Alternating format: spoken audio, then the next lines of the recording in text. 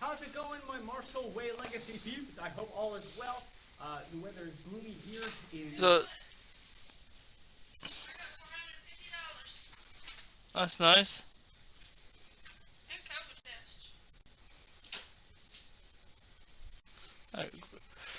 Alright, welcome to another channel. Sorry, the little interruption.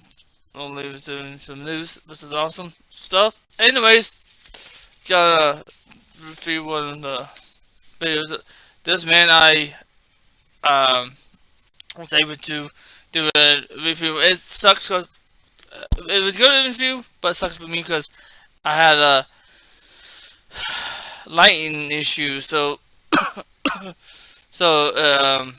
but I'm back. I'm checking out his trapping at home. This is trapping to me solo trapping. So it'd be like doing a bunkai if you were doing karate, and so that's something I can definitely think of doing a bunkai. If I it's like if I would do the uke ege, which you can do by yourself, and so in the form Haiyan Shodan, you when you go to the uke ege, where is the high block, right? When you come up and you doing this, it looks retarded sitting down, but the gist of this hand being open, you're grabbing the wrist, right? You grab it in the wrist, you can either come back and hit with this hand, so when you break the joint here. That's one factor of it. But also you can come in. If I have this in and I come in with the elbow, then I can flip. That's a book. That's what the Bunkai application for those movements. The knife hand play, which you come in out and you come out this way, and then you come out.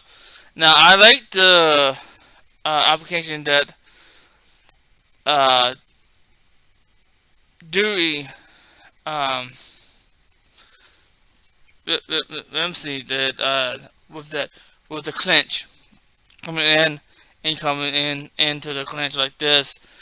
So you get into that half grab. So you do have that in this here because you grab the head.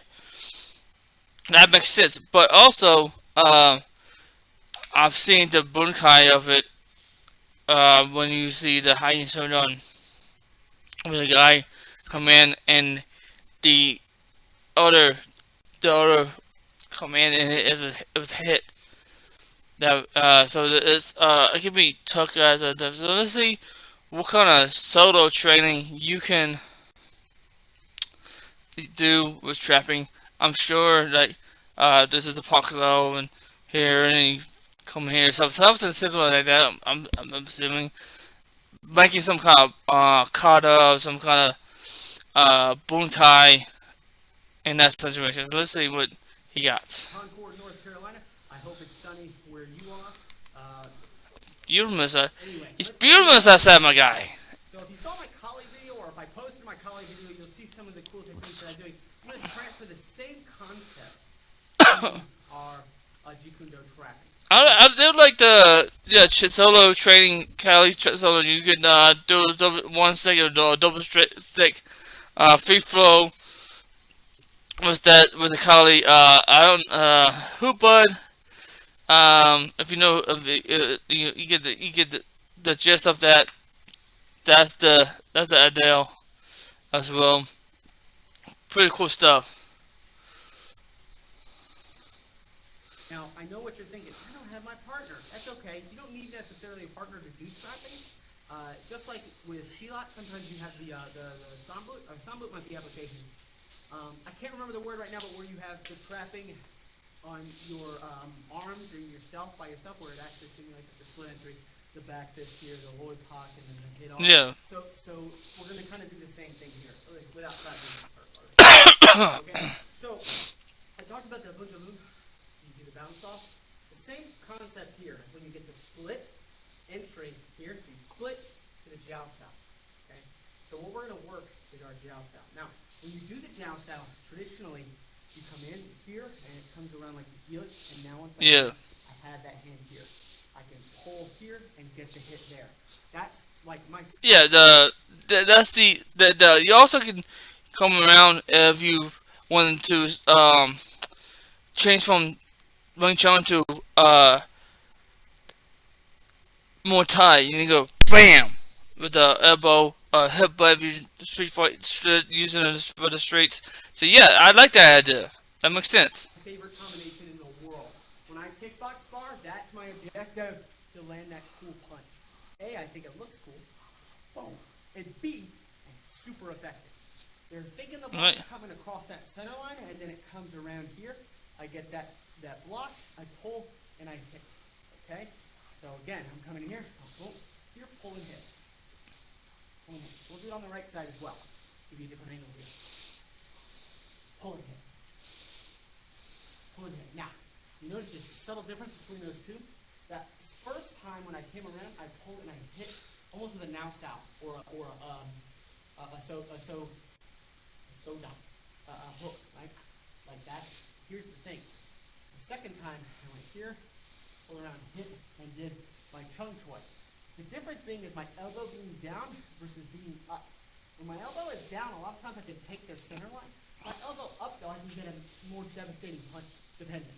So something to think about when you're doing this. If I come in here, I get the split and I get the hit, boom, maybe the hook comes out. Or in here I get the split, I go to the jiao style here, and then boom, I keep that elbow in to take the center line, and then follow with the chick chung choi. Whatever you want to do. So I want you guys to work that. Put it into your shadow box. I'm here and I'm doing the punches, boom, like that. It's funny because that's what I do with my shadow boxing. I will come here, tongue sound, pop here. I might go into a straight lead. I might go into the boxing motion. I using the footwork. Using the get into the throw a lead leg and just really flow with the thing. Is this is really cool to see this because when you shadow box, you try to imagine the person, your partner, that you sparring against. You gotta imagine you're sparring an imaginary person. They could be 6 foot, 7 foot, doesn't matter. You can punch up here like you guys are telling somebody. But the main idea, when you want the throw the punch, you want to be face. I usually when I spar myself. Like I because you want to get that correctness of throwing the punch to your face level. So it's not, and then you change it that from high, low, and you'll come out this way. Come and my I might come out here to grab the head, butt, elbow, here, boom. It's funny because when I sparred one of my a student of mine before he moved away, we were I wish we got out of camera, and I did usually when you see the straight blast in sparring, because I wanted this to straight blast, but I managed to straight blast the body instead of going to the head. Of course, we was being careful. We didn't have any gear. We didn't have any gloves. We was just lightly sparring, playing around, and I got to his body, and I knew that if I hit the face, it would be a big thing. It would have been bad. But I hit the body. I wasn't hitting. I was control and everything. When I did a straight blast, I went I got him a few times. And I was in and out. So I moved. Of course, of being out of shape. I I lost about maybe 5 minutes or less in that round. He was a lot more in shape than I was. So, but he learned something. That's the whole thing. When I was teaching him, I was trying to keep him where he it's not the same shit over and over. So I take so what I would do when I teach somebody, not just trapping, I'll take some Wing Chun, take something from Belgium, foreign Belgium or Kumchi, and use the application. Not teaching him the actual form, but the application of those forms, and made it make sense. Like, okay, here's a Belgium, but you can also you can also do this, and do all kinds of whatever part of the form that you see, but you get the instead of instead of taking the Belgian farm.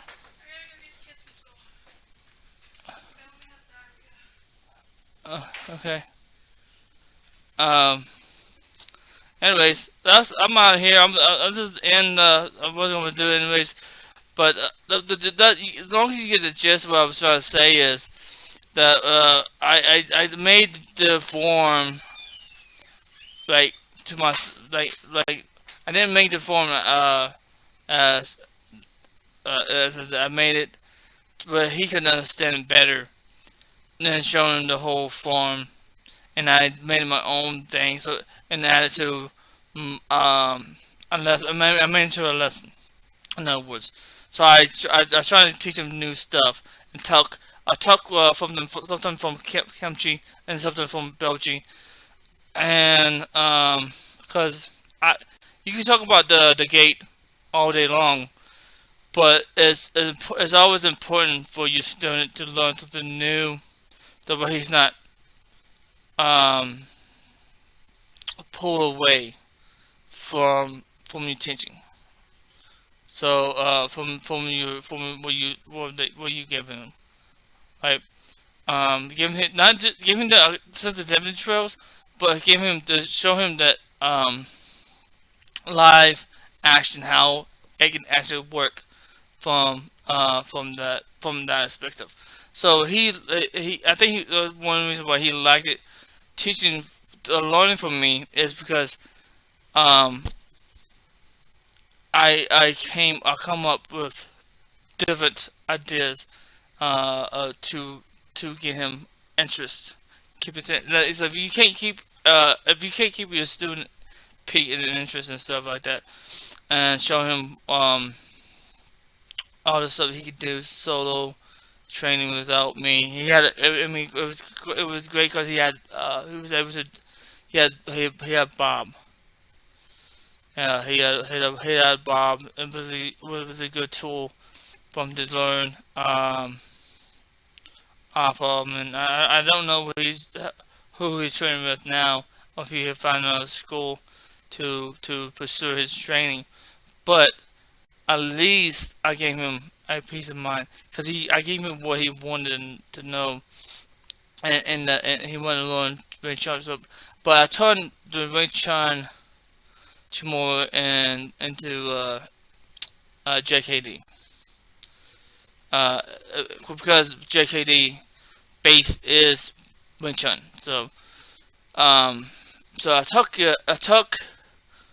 my knowledge of Wing Chun of JKD, and I learned a little bit of Wing Chun from on here to teach to add on to my teaching.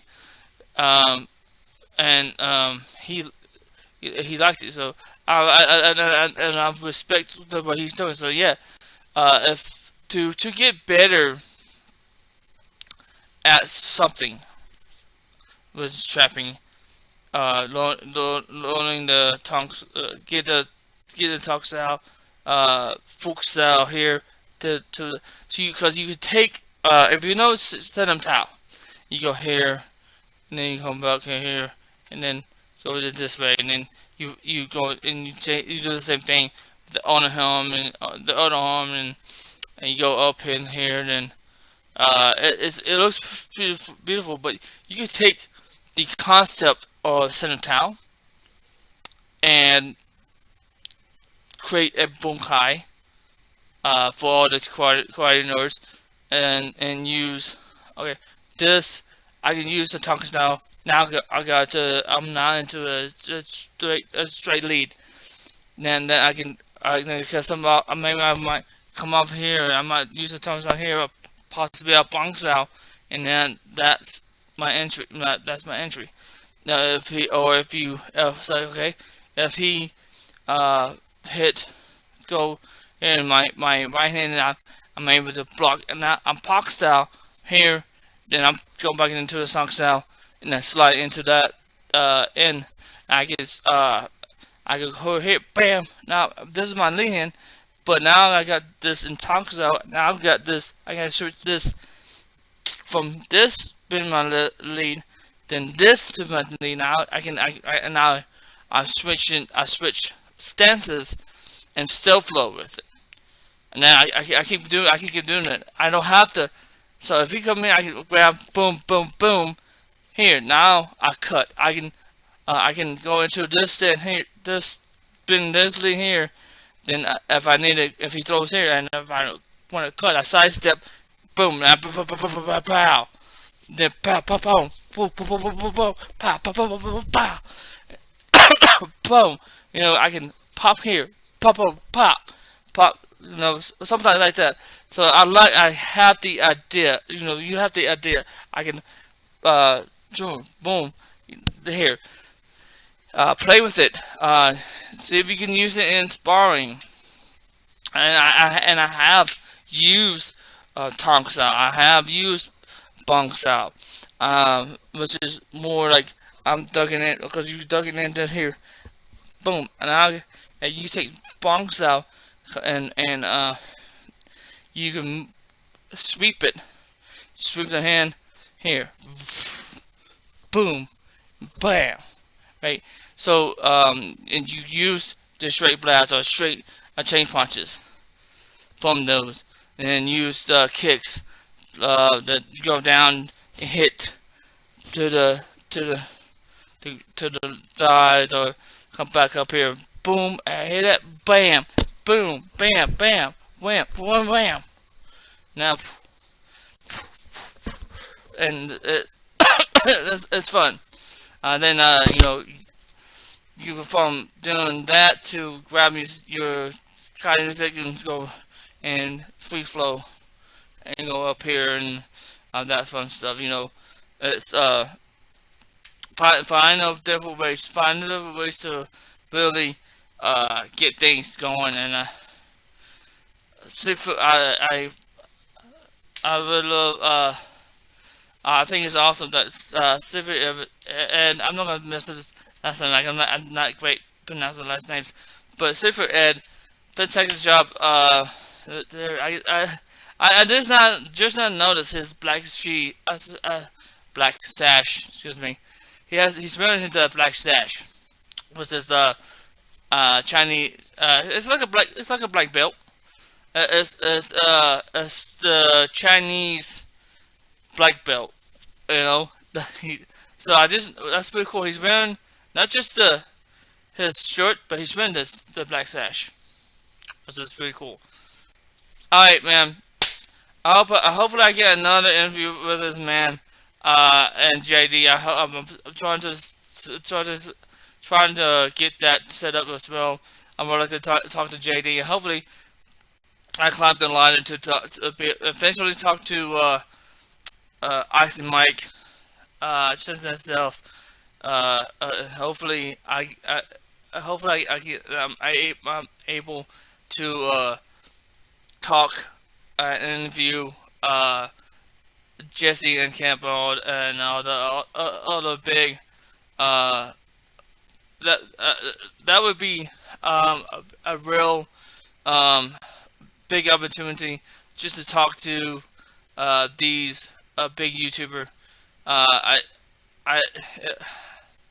I'm glad that I was able to reach out with Sifu Ed and got to talk to the man, and I enjoyed the conversation that we had, and it was great. So I'm, that's what I want to do. I want because I do have a lot of martial art knowledge up here to teach people, but I think because there's so many martial arts video like this, I think I want to try I want to try a different route and interview people like this, talk to them, and get you know be, become a couple of martial art nerds and so to speak. So hopefully you'll see more of that stuff. If you like this kind of stuff, hopefully you enjoyed my videos. Thanks for watching. I'm out of here.